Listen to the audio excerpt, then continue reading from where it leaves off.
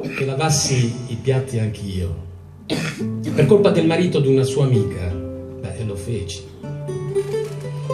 Beh, successe una domenica dopo pranzo e avevamo avuto anche molti ospiti. Sì, molti, ma non le bastò.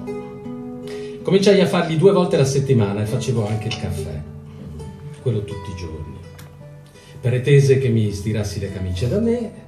Trascorsi 1 mese a imparare guardandola.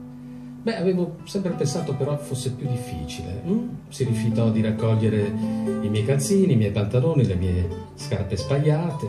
Con grosse fatiche ottenni che non strillasse più. Beh, i vicini sapevano che ero uno stronzo, un egoista, pigro, sempre in torto e non avevano più bisogno di origliare. Imparai a cucinare, scopare, lavare per terra, stendere i panni, piegare il lenzuolo da solo aiutandomi col mento. Beh, poi il caffè ormai era una mia specialità. Quando divenni irreprensibile, mi lasciò improvvisamente e si mise con un altro. Io tornai da mia madre, ma non le dissi mai niente. A mia madre.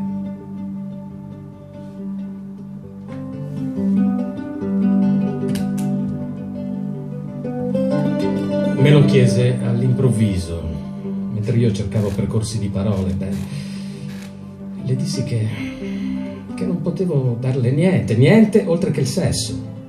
È quello che voglio da te. Non mi sembra prematuro, le dissi, accarezzandole una coscia. Vorrei conoscerti meglio.